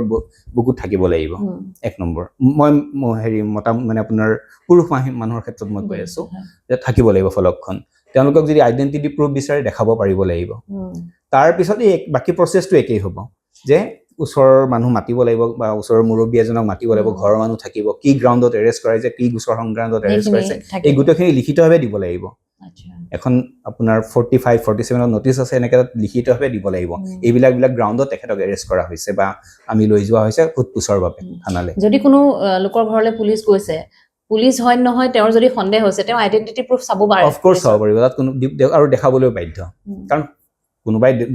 পুলিচৰ ভেষত আহি পেলাই ডকাইত কৰাৰ উদাহৰণো হোৱা নহয়, আছে তেনেকুৱা কথা। গতিকে স্বাভাৱিক কথা, এইটো দেখাবই লাগিব। কাৰণ চবেইতো পুলিচৰ লগত সম্বন্ধ নাই, চিনি নাপায়। এতিয়া গাঁৱৰ মানুহ এজনে পুলিচক চিনি পাব নেকি? এইজন পুলিচ ইয়াৰ OC হয় নে নহয়, এইজন চাব ইন্সপেক্টৰ ইয়াৰ হয় নে নহয়, এইজন DSP ইয়াৰ হয় নে নহয়। গতিকে তেওঁলোকক দেখাব লাগিব। আৰু তেওঁলোকে সেইখিনি নাজানে কাৰণে আমাৰ সজাগতাবিলাকৰো প্ৰয়োজন আছে, সজাগতা শিবিৰৰ পাতাৰো প্ৰয়োজন আছে এইবিলাক অঞ্চলত। সেইকাৰণে মানুহৰ ভয় এটা শংকা এটা থাকে, পুলিচ বুলি ক'লে ভয় খায়। পুলিচৰ কথাটো হৈছে শান্তি ৰক্ষা কৰা, শান্তি বিঘ্নিত কৰা নহয়। সেইটো তেওঁলোকেও বুজিব লাগে আৰু প্ৰচিডিউৰবিলাক তেওঁলোকেও জানিব লাগে। তেওঁলোকক নুসুধাকে তেওঁলোকে ক'ব পাৰিব লাগে যে আমাৰ এইখন আইডেন্টি কাৰ্ড, আমাৰ এইখন ফলক। এক্সেক্টলি, সেইখিনি মানুহক জনাব লাগে। আৰু তাৰোপৰি মহিলাৰ ক্ষেত্ৰত প্ৰথম কথা, কোনো পুৰুষ পুলিচ এজনে যাই পেলাই তেওঁক এৰেষ্ট কৰিব নোৱাৰে, তেওঁৰ গাত হাত দিব নোৱাৰে, একো কৰিব নোৱাৰে। যি কৰিব মহিলাই কৰিব। মহিলাগৰাকীয়ে যাব, তেওঁক সোধপোছ কৰিব, তেওঁক একেই প্ৰচেছটো একেই, নটিচ দিব লাগিব 45-47ত। তেওঁক যদি চাৰ্চ কৰিব বিচাৰে, বডি চাৰ্চ কৰিব পাৰে, মহিলাহে কৰিব পাৰিব আৰু মহিলাৰ সন্মুখতে হ'ব যে এইখিনি কাম। আৰু তাৰপিছত প্ৰথম কথা। 2 নম্বৰ কথা, কোনো এগৰাকী মহিলাক সূৰ্য অস্ত যোৱাৰ পৰা সূৰ্য উদয় হোৱা এই সময়খিনিত কেতিয়াও এৰেষ্ট কৰিব নোৱাৰে। কিন্তু বিশেষ চাৰ্কামষ্টেন্সত যদি এৰেষ্ট কৰিবলগীয়াও হয়, যে unlawful activities prevention act, national ছিকিউৰিটিৰ প্ৰতি কিবা থ্ৰেট আছে বা কিবা আপোনাৰ হিউমেন ট্ৰেফিকিঙৰ ক্ষেত্ৰত বা ড্ৰাগছৰ ক্ষেত্ৰতে, যে নানিলে নহয়, তাৰমানে সেইখিনিও আনিব লাগিব, নহ'লে তাৰ পৰা তেওঁ অন্তৰ্ধান হ'ব। সেই সময়খিনি যদি পাই যায়, চিটুৱেশ্যন তেনেকুৱা হৈ যাব পাৰে। গতিকে তেনেকুৱা ক্ষেত্ৰত মেজিষ্ট্ৰেট এগৰাকীৰ পৰা তেওঁলোকে এটা অধিকাৰ লৈ যাব লাগিব, মানে প্ৰমাণত মানে অৰ্ডাৰ এটা লৈ যাব লাগিব যে মোক আমুকক এৰেষ্ট কৰিব গৈছো বা এনেকুৱা ধৰণৰ ঘটনা, গতিকে এইটো যদিও স্পেচিয়েল চাৰ্কামষ্টেন্সত আনিবলগীয়া হৈছে, গতিকে আপোনালোকৰ অনুমতি লাগিব। এনেকৈ কৈ মেজিষ্ট্ৰেট এগৰাকীৰ পৰা অনুমতি লৈ পেলাই বিশেষ অনুমতি সাপেক্ষেহে পাৰিব। আদাৰৱাইজ তাতে ৰাখিব লাগিব, ৰাতিপুৱালৈকে ৰখিব লাগিব। ৰাতি তেনেকৈ এৰেষ্ট কৰিব নোৱাৰিব। কিন্তু মেজিষ্ট্ৰেটৰ পৰা পাৰ্মিশ্যন মেণ্ডেটৰী লাগিব। আৰু যেতিয়া থানালৈ কোনো অপৰাধীক অনা হয়, থানাত অপৰাধীক সোধপোছৰ নামত মাৰপিট কৰিব পাৰে নে নোৱাৰে? আৰক্ষীয়ে মাৰপিট কৰিব পাৰে নে নোৱাৰে? মাৰপিট কৰিব পাৰে বুলি কথা নাই, মাৰপিট কৰিব নোৱাৰে বুলিয়েই চবতে আছে। কিন্তু মাৰপিট নকৰিলে একো নোলায়ো, কোনো ভদ্ৰ ভাষাত কোনেও কথা নকয়। গতিকে যদিও মাৰপিট কৰি ওলায়, সেই কথাখিনি যিখিনি মানে ৰেকৰ্ড কৰিলে ষ্টেটমেণ্ট পুলিচে, সেইখিনি আইনৰ চকুত ইনএডমিছিবল, সেইখিনি এডমিট নহয়, তাৰমানে এডমিছিবল নহয়, তাৰমানে গ্ৰহণযোগ্য নহয়, তাৰমানে যদি গ্ৰহণযোগ্য নহ'ব যদি মাৰপিট কৰি কিবা ষ্টেটমেণ্ট ৰেকৰ্ড কৰে। সেইকাৰণে যেতিয়া তেওঁলোকক আপোনাৰ এটা ৰিমাণ্ডৰ মূৰে মূৰে যেতিয়া মেজিষ্ট্ৰেটৰ ওচৰত হাজিৰ কৰোৱা যায়, সদায় সোধা যায় আপোনালোকে ক'ৰবাত দেহাত ক'ৰবাত জখম পাইছে নেকি, কোনোবাই মাৰপিট কৰিছে নেকি, এনেকুৱা ধৰণৰ কথাবিলাক সোধা যায়। আৰু সাধাৰণতে তাত নাই কৰা বুলিয়েই আহে বা নাই কৰা বুলি তেওঁলোকৰ মুখৰ পৰাই ওলায়। গতিকে যদি তাৰপিছত যদি তেওঁলোকে যদি মাৰ খাই পেলাই নকয়তো ক'বলগীয়া একো নাথাকে। আৰু চিনেমাত এটা খুব শব্দ শুনা যায়, থাৰ্ড ডিগ্ৰী, পুলিচৰ থাৰ্ড ডিগ্ৰী। এইটো কি থাৰ্ড ডিগ্ৰী? চাওক, এতিয়া কিছুমান ক্ষেত্ৰত থাৰ্ড ডিগ্ৰীটো অবভিয়াছলি টৰ্চাৰে হয়, আৰু ভালদৰে টৰ্চাৰ দিব লাগিব। আপুনি এতিয়া এজন টেৰৰিষ্টক, বেলেগৰ টেৰৰিষ্ট এজনক পাইছে, তাকতো থাৰ্ড ডিগ্ৰী নিদিলেতো কথা নোলাব। আজি জম্মু এণ্ড কাশ্মীৰত যিবিলাক টেৰৰিষ্ট অৰ্গেনাইজেশ্যনবোৰৰ যিবিলাক টেৰৰিষ্টক এৰেষ্ট কৰিছে বা আপোনাৰ ধৰি আনিছে বা সোধপোছ কৰিছে, তেওঁলোকক সঁচা কথা উলিয়াবৰ কাৰণেতো পুলিচে চাগে মাৰপিট কৰিবই বা বিভাগীয় কৰ্তৃপক্ষই তেওঁলোকৰ বিহিত ব্যৱস্থা ল'বই। কিন্তু তেওঁলোকৰ পৰা যিটো ষ্টেটমেণ্ট ল'ব, সেইটো ষ্টেটমেণ্ট ইন ফিউচাৰ যে মোৰ মুখৰ পৰা এইখিনি কথা উলিয়াইছে, লিখিছে, সেই কথাখিনি তেওঁলোকে কয় এইখিনি মোৰ পৰা জোৰ জবস্তি লিখাইছে, আৰু বা এইখিনি মই কোৱা কথা নহয়, বা মোক মাৰপিট কৰি পেলাই মোৰ পৰা মিছাকে উলিয়াই লৈছে, বা মোক কিবা এটা প্ৰলোভন দি পেলাই মোৰ পৰা উলিয়াই লৈছে। তেনেকুৱা ক্ষেত্ৰত সেইখিনি কথা এডমিছিবল নহয় আইনৰ চকুত। সেইটো কোৰ্টে বা আদালতে সেইখিনি মানি নলয়, ইনএডমিছিবল বুলি কোৱা যাব এইখিনি। কিন্তু তাৰ লগত যদি সেইখিনিৰ লগত যদি কৰবৰেট কৰি দিয়ে, মানে তাৰ লগত চাপ'জ সেই কথাখিনিৰ ওপৰত ভিত্তি কৰি মই আমুকখিনি চাৰ্চ কৰিব গ'লোঁ, তাত যাই পেলাই মই আৰ্মছ এণ্ড এমুনেশ্যন পালোঁ, তাত যাই পেলাই মই ড্ৰাগছ পালোঁ, তাত যাই পেলাই মই সৰু সৰু ছোৱালী কিছুমানক তাত ৰাখি থৈছিলে হিউমেন ট্ৰেফিকিঙৰ, তাত ৰাখি থৈছিলে, সেইবিলাক মানে উদ্ধাৰ কৰিলোঁ। গতিকে সেইটো যদি লিড কৰি দিয়েগে, তেনেকুৱা ক্ষেত্ৰত যাই পেলাই সেই কথাখিনি সাক্ষ্য হিচাপে ব্যৱহাৰ হ'ব, কাৰণ তাৰ ওপৰত ভিত্তি কৰি বাকী কামখিনি হৈছিলে, উদ্ধাৰ কাৰ্যখিনি তেতিয়া এডমিছিবল হ'ব। আদাৰৱাইজ তাৰ ছাবচিকুৱেণ্টলি যদি একো এটা নহয়গে, তেনেকুৱা ক্ষেত্ৰত এডমিছিবল নহ'ব। আৰু বহুত ক্ষেত্ৰত শুনিবলৈ পোৱা যায়, আমি দেখোঁ যে মানে অপৰাধীক নাপালে অপৰাধীৰ ৰিলেটিভক উঠাই লৈ আহে, এইটোতো একদম সম্পূৰ্ণ বেআইনী কথা এটা, আৰু তেনেকুৱা আইনত ক'তো নাই যে বেলেগৰ কাৰণে বেলেগে কেতিয়াও শাস্তি পাব নোৱাৰে। মই অপৰাধ সেইটো সম্পূৰ্ণ বেআইনী, আৰু তাৰ কাৰণে বিহিত ব্যৱস্থা ল'ব পাৰে পুলিচৰ ওপৰত। পুলিচে যদি দেখাই দিয়ে নাই তেওঁৰ লগত তেওঁৰ ভাইকো জড়িত আছে বা দেউতাকো জড়িত আছে বা ভনীয়েকো জড়িত আছে, তেনেকুৱা ক্ষেত্ৰত বেলেগ কথা। আদাৰৱাইজ মই অপৰাধ কৰিম, মোৰ অপৰাধৰ কাৰণে মোৰ ছোৱালী বা মোৰ ভাইটি বা মোৰ ৱাইফে চাফাৰ কৰিব, এইটো হ'ব নোৱাৰিব। তেওঁলোকে যদি তাত সহযোগিতা আছে, তেনেকুৱা ক্ষেত্ৰত তেওঁলোকে সেইখিনি শাস্তি পাব পাৰে, বা তেওঁলোককো এৰেষ্ট কৰি আনিব পাৰে, বা তেওঁলোককো সোধপোছৰ কাৰণে আনিব পাৰে। সাধাৰণতে সোধপোছৰ কাৰণে অনা যায় যে তেওঁ আমুক তাৰিখে ক'ত আছিলে, এই ঘটনা হোৱাৰ সময়ত তেওঁ ক'ত আছিলে, তাৰ পৰা তেওঁ ক'ত গ'ল, তাৰপিছত তোমালোকক ফোন কৰিছে নাই, এইবিলাক সোধপোছ অলপ ইনফৰমেশ্যন গেডাৰ কৰিবলৈ, কালেক্ট কৰিবলৈকে অনা হয়। সাধাৰণতে এৰেষ্ট কৰি পেলাই জেললৈতো পঠাবই নোৱাৰে, কাৰণ 24 ঘণ্টাৰ ভিতৰত যদি তেওঁলোকক এৰেষ্টে কৰিছে, 24 ঘণ্টাৰ ভিতৰত তেওঁলোকক মেজিষ্ট্ৰেটৰ ওচৰত হাজিৰ কৰাবই লাগিব। তাত অকল অহা যোৱা সময়খিনি বাদ দি পেলাই যদি 24 ঘণ্টাৰ যদি হাজিৰ কৰাব নোৱাৰে, সেইটো এটা তেওঁৰ মানৱ অধিকাৰ খৰ্ব হ'ব। তেওঁ তাৰপিছত সেইজন পুলিচ বিষয়া বা সেইজন আয়ৰ ওপৰত তেওঁ বিহিত ব্যৱস্থা ল'বলৈ আইনৰ সহায় ল'ব পাৰিব। কিন্তু তেওঁলোকক কেতিয়াও হেৰেষ্ট কৰিব নোৱাৰে। ইনফৰমেশ্যন উলিয়াবৰ কাৰণে ক'ত গ'ল, কি কৰিছে, সেই সময়ত কি আছিলে, সেইখিনি কথা জানিবৰ কাৰণে অভিয়াছলি চবকে সোধপোছ কৰিবই, আৰু তাত সেইখিনি কিছুমান ঠাইত সেইটো সম্ভৱ হৈ নুঠে। আজি যদি আপুনি মণিপুৰত কোনোবা এখন ঘৰত যাই পেলাই যদি কাৰোবাৰ ইনফৰমেশ্যন ল'ব বিচাৰে, যিটো তাত জ্বলন্ত পৰিৱেশ এটা হৈ আছে, সেইটো সম্ভৱ হ'ব নোৱাৰে। তাৰমানে গতিকে তেওঁক অভিয়াছলি থানালৈ আনি সোধপোছ কৰি পেলাই ইনফৰমেশ্যন লৈ পেলাই তেওঁ ঘৰলৈ পঠাই দিব বা ঘৰত থৈ আহিবগৈ। বা কাশ্মীৰত সেইটো সম্ভৱ হ'ব পাৰে নেকি? সেইদিনাখনলৈকে পাথৰ দলিয়াই আছিলে, এজন মানুহক ঘৰত যাই সোধপোছ কৰিব পৰা সম্ভৱ মানে পৰিৱেশেই নাছিলে। গতিকে তেওঁক আকৌ এতিয়া আনি পেলাই থানাত সোধপোছ কৰি যে তোৰ দাদা বা তোৰ ভাইটি আমুক তাৰিখে ক'ত আছিলে, এই ঘটনাৰ সময়ত ক'ত আছিলে, তহঁতৰ ঘৰত কিবা আৰ্মছ এণ্ড এমুনেশ্যন আহিছিল নেকি, বা তেওঁক তেনেকে দেখিছিল নেকি, এইখিনি সোধপোছৰ কাৰণে আনিব পাৰে মানুহে। কিন্তু পৰিৱেশটো এনেকুৱা নহয় যে তেওঁৰ ঘৰত সোধপোছ কৰাৰো পৰিৱেশে নাথাকিব, নহ'লে গোটেই পাথৰ তাত মানে যোন বিভাগ মানুহ যাব আইনৰ, মানে আপোনাৰ প্ৰচিকিউশ্যনৰ বা পুলিচৰ বা আৰ্মিৰ, তেওঁলোকৰ ওপৰত পাথৰ পৰিব বা গ্ৰেনেড পৰিব। এতিয়া সাধাৰণ ৰাইজৰ এটা কথা থাকে, এটা অভিযোগ থাকে যে সাধাৰণ ৰাইজৰ FIR সহজে পুলিচে নলয়। আমি FIR দিবলৈ যাওঁ, কিন্তু পুলিচে আমাৰ FIR নলয়। কিন্তু আৰু এটা কথা লগতে শুনিবলৈ পোৱা যায়, যদি পাৱাৰফুল মানুহ হয়, পইচাৰ ক্ষেত্ৰতে হওক, পলিটিকেল পাৱাৰ হওক, বা যিকোনো কানেকশ্যন থকা মানুহৰ FIR সহজতে লয় পুলিচে। চাওক, আইনটো সকলোৰে কাৰণে সমান, আইনতো কোনো ডিছক্ৰিমিনেশ্যন নাই যে মানে নেতাৰ কাৰণে এনেকুৱা, অফিচাৰৰ কাৰণে এনেকুৱা, সাধাৰণ মানুহৰ কাৰণে এনেকুৱা বুলি। আইন সকলোৰে কাৰণে সমান। গতিকে আপুনি যেতিয়া প্ৰথমে আমি থানাত এখন এজাহাৰ দিওঁ, ইদাৰ তাত এজন আউটপোষ্ট হ'লে ছাব ইন্সপেক্টৰজন থাকিব, আৰু সদৰ হ'লে তাত এজন OC থাকিব, অফিচাৰ ইনচাৰ্জ থাকিব, ছিংগল ষ্টাৰ, তাত দিওঁ। তেওঁলোকে যদি নলয়, সেইখন হৈছে FIR-খন 173 BNSS, তাত যদি তেওঁলোকে নলয়, তেতিয়াহ'লে ইমিডিয়েটলি আমি যাব পাৰোঁ SP অফিচত। তাত যাই পেলাই 173 subsection 3 BNSS, তাত যাই পেলাই আমি SP তাত দিব পাৰোঁ। আৰু SP তাত দিয়াৰ পিছত তেওঁলোকে লগে লগে আপোনাক একনলেজ কৰিও দিয়ে। তাৰপিছত বিহিত ব্যৱস্থা আৰম্ভ হৈ যায়। তাৰ পিছতো যদি নহয়গে, তেতিয়াহ'লে 175 BNSS মতে আমি আদালতত এখন এজাহাৰ দাখিল কৰিব পাৰোঁ।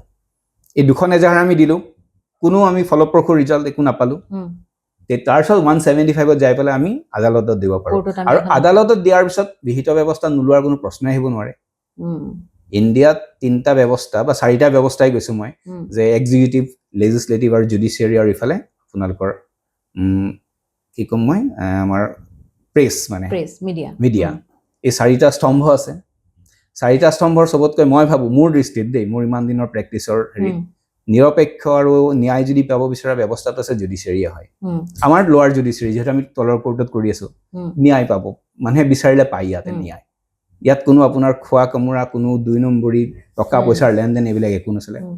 গতিকে ইয়াত ন্যায় পায়, আৰু আজিলৈকে যিমানখিনি কোৰ্ট দেখিছোঁ সকলোৱে এনেকুৱা ধৰণৰ কেছত যি এই ধনী বুলি দুখীয়া বুলি কোনো কথা নাই, সকলোকে সহায় কৰি আহিছে। আইনৰ যিমানখিনি পাব পাৰে আইনৰ সুবিধা, আইনৰ সেইখিনি সুবিধা তেওঁলোকে দিছে, পাইছে। থানাত কিন্তু সেই খেলি মেলিটো হয়, কেতিয়াবা হয়, সেইটো নহয় বুলিতো নকওঁ। কাৰোবাৰ পলিটিকেল প্ৰেছাৰ থাকিলেতো এখন এফআইআৰ ছাপ্ৰেছ কৰ, বাধ্য কৰা মিলাই ল'বলৈ, এফআইআৰখন ৰেজিষ্টাৰ নকৰি পেলাই বাধ্য কৰাই দে, পুলিচক কয়, পুলিচে বাধ্য হৈ যায়। গতিকে আদাৰৱাইজ সেইটোৰ পৰা মানে দুটা মই 3টা কথা ক'লো, আৰু 4 নম্বৰ দিছে আকৌ ৰিট, আপোনাৰ হাইকোৰ্ট যাব পাৰিব। তাতো আপুনি 226 আৰ্টিকেলত এখন আপোনাৰ হেবাছ কৰ্পাছ ফাইল কৰিব পাৰিব সেই ৰিলিফটো পাবৰ কাৰণে, যে এফআইআৰখন ৰেজিষ্টাৰ কৰক, প্ৰপাৰ ইনভেষ্টিগেশ্যন হওক, দৰকাৰে হাইকোৰ্টৰ নজৰত অবজাৰভেশ্যনত হওক বা ডিষ্ট্ৰিক্ট কোৰ্টৰ অবজাৰভেশ্যনত হওক এটা ইনভেষ্টিগেশ্যন হওক। আৰু কেতিয়াবা যদি তাতো নহয়, স্পেচিয়েল ইনভেষ্টিগেশ্যন টিম থাকে, SIT থাকে, তাত কৰিব পাৰিব, CBI আছে, সেইবিলাকৰ ৰেফাৰ কৰিব পাৰিব। অৰ্থাৎ থানাত নহলে এছপিৰ ওচৰলৈ যাব পাৰে, এছপিৰ ওচৰলৈ নহলে কোৰ্টত যাব পাৰিব, নহলে হাইকোৰ্ট যাব পাৰিব। গতিকে ৰাস্তা আছে, কিন্তু লগে লগে আপুনি কোৰ্টত যাওক, ডিষ্ট্ৰিক্ট কোৰ্টখনত যাওক বা সাব ডিভিজন কোৰ্টখনত যাওক, তাত CR কেছ ফাইল কৰক, সেই কথাখিনিকে এলিগেশ্যনখিনিকে তাতে লিখিবলৈ তাতে যেন এডভোকেটৰ দ্বাৰা দিয়ক, বা এডভোকেট আপুনি এফৰ্ড কৰিব নোৱাৰে, তাৰ কাৰণে DLS ৰ পৰা আপোনাক এডভোকেটৰ আপোনাক দিব,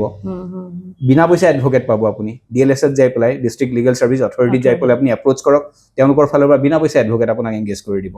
তেওঁলোকে আপোনাৰ কেছটো চলাব, আপুনি তাৰ বিনিময়ত 1 পইচাও দিব নালাগে, যদি আপুনি আৰ্থিকভাৱে সক্ষম নহয় তেনেকুৱা ক্ষেত্ৰত। আৰু যোন আৰ্থিকভাৱে সক্ষম তেওঁলোকে ইয়াত নকৰিতো ডাইৰেক্ট হাইকোৰ্টতো যাব পাৰিব। কিন্তু মই ভাবো যে যেহেতু ষ্টেপছ আছে, গোটেইকেইটা ষ্টেপছ ফ'ল' কৰি যোৱা ভাল, নহ'লে হাইকোৰ্টে ক'ব আপুনি যাই পেলাই মেজিষ্ট্ৰেটক এপ্ৰ'চ কৰক। যিহেতু আমি বেইলৰ ক্ষেত্ৰত দেখো, কোনোবাই বেইল এটাত ডিষ্ট্ৰিক্ট কোৰ্টত নিবিচাৰে, নকৰি পেলাই হাইকোৰ্টলৈ গুচি যায়, তেতিয়া হাইকোৰ্টে কয় নাই, ডিষ্ট্ৰিক্ট কোৰ্টত প্ৰভিজন আছে, প্ৰথমে আপুনি ডিষ্ট্ৰিক্ট কোৰ্টত বিচাৰক, তাত যদি নিদিয়ে তেতিয়া আমি চাম। বা কেতিয়াবা কি কয়, ডিষ্ট্ৰিক্ট কোৰ্টত কৰে, একে জাপে যাই পেলাই সুপ্ৰিম কোৰ্ট পাই যায়গে, পৱন খাৰেৰ কথাই কৈছো মই, তেওঁক আকৌ পঠাই দিলে আপুনি আৰু এটা ষ্টেপ এৰি থৈ পেলাই আমাৰ তাত আহিছে, গতিকে আপুনি হাইকোৰ্টলৈ যাওক,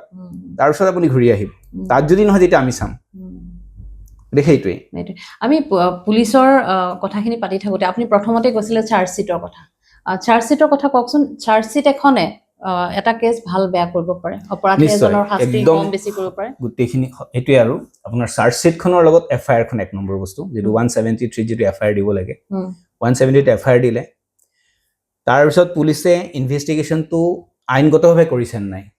এফআইআৰখনৰ ওপৰত ভিত্তি কৰি আৰম্ভ কৰিছে, এনে কাৰোবাৰ পৰা ফোন পাই পেলাই আৰম্ভ কৰিছে। যদি ফোন পাই পেলাই কোনোবাই আপুনি ফোন কৰিছে যে আমুকত এনেকুৱা ধৰণৰ এটা মাৰ্ডাৰ হৈছে, বা এনেকুৱা ধৰণৰ ডকাইতি এটা হৈছে, বা এনেকুৱা ধৰণৰ ৰেপ কেছ এটা হৈছে, বা এনেকৈ দেখিছো হিউমেন ট্ৰেফিকিং হৈছে, লৈ যোৱাই থকা দেখিছো, সেইটো ক্ষেত্ৰত এফআইআৰ দেখি পেলাই পুলিচক জনোৱাৰ সময় নাথাকে, লগে লগে কোনোবাই ফোনেই কৰিব। এই ফোন কৰাৰ লগে লগে যিজন পুলিচ বিষয়াই পালে, তেওঁৰ চুপাৰিয়ৰৰ লগত কথা পাতি পেলাই GD এণ্ট্ৰি কৰি ইমিডিয়েটলি তেওঁলোকে ঘটনাস্থলীলৈ ৰাওনা হয়। গতিকে GD এণ্ট্ৰিটো কৰিব লাগিব। ঘটনাস্থলীত আহিলে, তাত সোধ-পোছ কৰিলে, কাৰোবাক ধৰিব আছে, কাৰোবাক মানে এৰেষ্ট কৰিব আছে, বা কিবা বস্তু উদ্ধাৰ হৈছে সেইবিলাক চিজ কৰিব আছে, গতিকে আইনগতভাৱে যদি সেইবিলাক ঠিকমতে কৰি যায়, তাতে এখন আপোনাৰ স্কেচ মেপ বনাবলগীয়া হৈছে ঘটনাটোৰ, কোনটো অঞ্চলত ঘটনাটো সংঘটিত হৈছে, কাৰ ঘৰ কোনখিনিতে আছে, কোনফালে ৰাস্তা আছে, ক'ত ঘটনাটো সংঘটিত হৈছে, ক'ৰ পৰা উদ্ধাৰ হৈছে, তাৰ কাৰণে চিজাৰ লিষ্ট, সেইধৰণে আপোনাৰ সেই প্ৰচেছবিলাক প্ৰপাৰলি ফ'ল' কৰি আহিছে নাই। এতিয়া যদি আপুনি NDPSৰ ক্ষেত্ৰত যায়, যে আপুনি NDPS narcotic drugs and psychotropic substance, গতিকে তাত আপোনাৰ তাত কি হয়, আপুনি গম পালে যে ড্ৰাগছ আহিছে, ড্ৰাগছত এনেকুৱা এখন গাড়ী ড্ৰাগছ আহিছে, তেতিয়া আপুনি কি কৰিব, গম পোৱাৰ লগে লগে আপুনি এজন চুপাৰিয়ৰ অফিচাৰৰ পৰা আপুনি পাৰ্মিশ্যন ল'ব লাগিব। পাৰ্মিশ্যন লৈ পেলাই আপুনি ঘটনাস্থলীলৈ ৰাওনা হ'ব। ৰাওনা হ'বৰ সময়ত আপুনি আপোনাৰ লগত কোন কোন আপোনাৰ লগত গৈছে,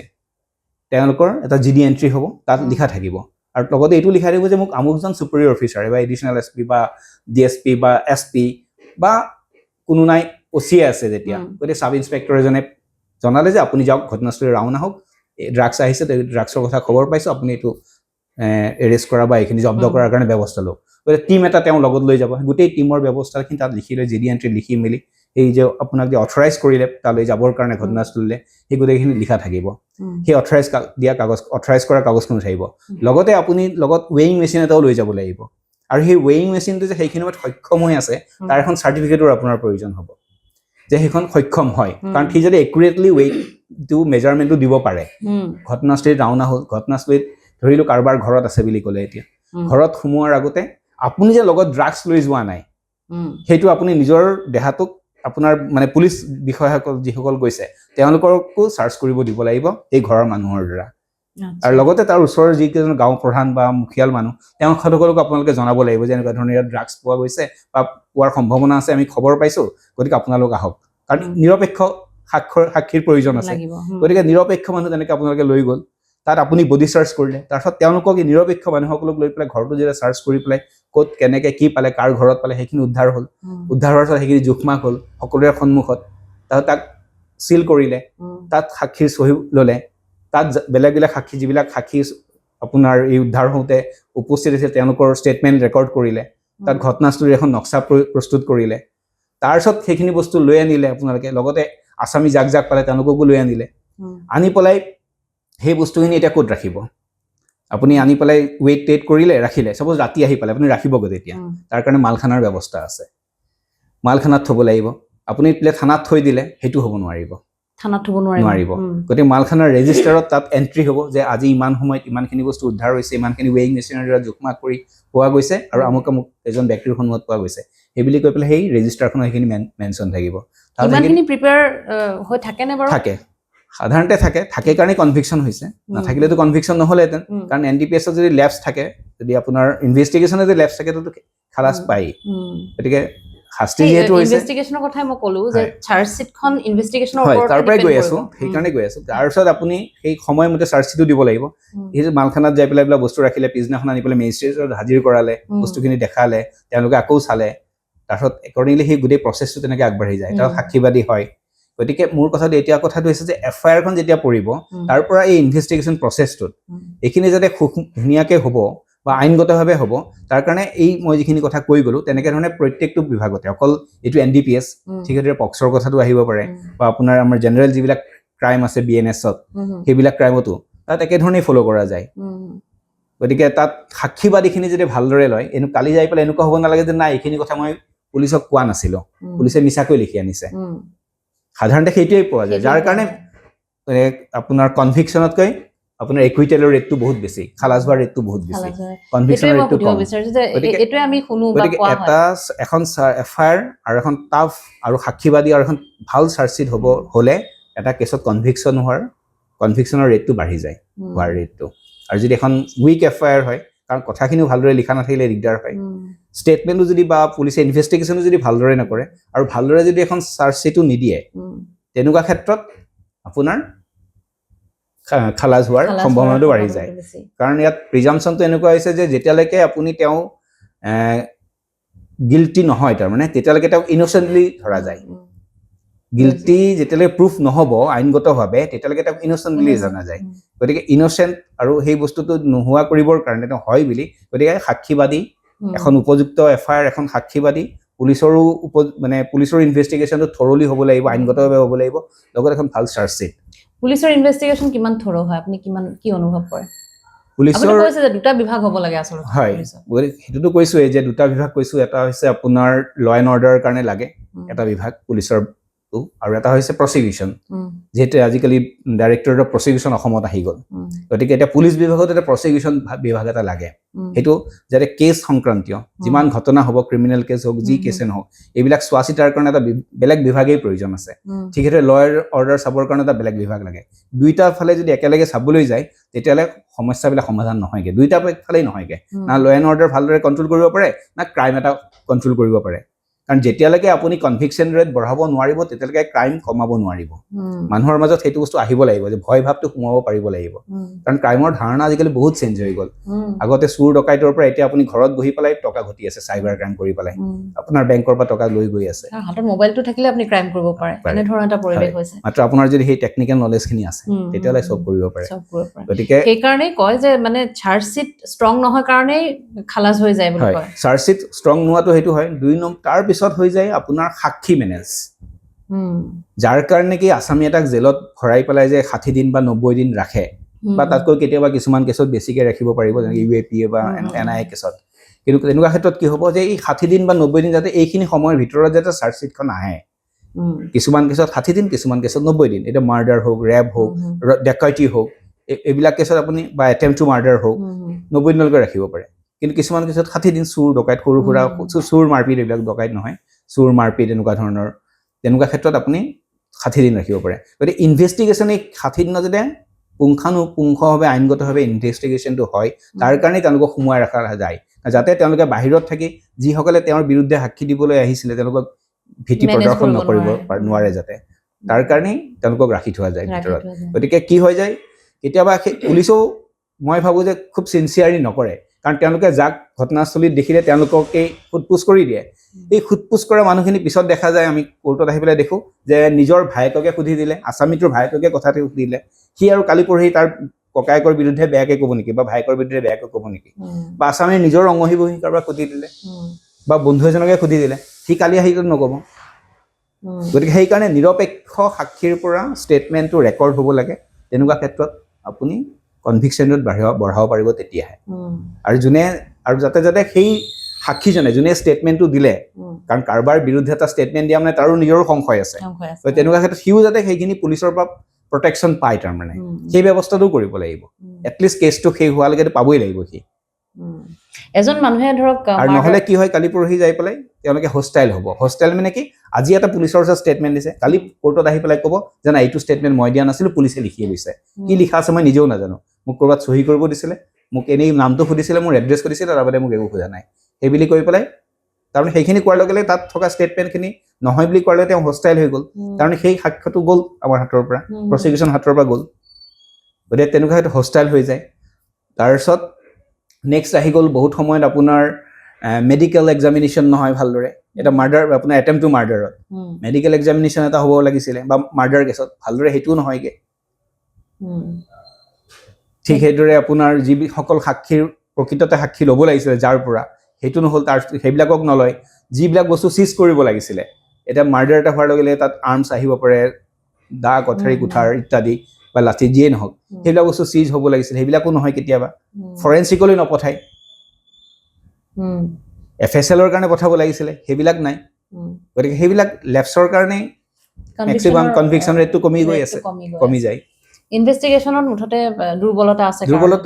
বহুত সময়ত কিয় এতিয়া মানে ভালদৰে সাক্ষীবাদী ল'ব পৰা নাই সেইটো তেওঁলোকে জানিব কিয় লোৱা নাই বা কি কাৰ পৰা কি ইনফ্লুৱেঞ্চ আছে কিন্তু মই কৈছোঁ যে এটা ডাইৰেক্টৰেট অফ প্ৰচিকিউশ্যন যেনেকৈ হৈছে তেনেকৈ পুলিচ ডিপাৰ্টমেণ্টতো এটা প্ৰচিকিউশ্যন লাগে আৰু এটা ল এণ্ড অৰ্ডাৰ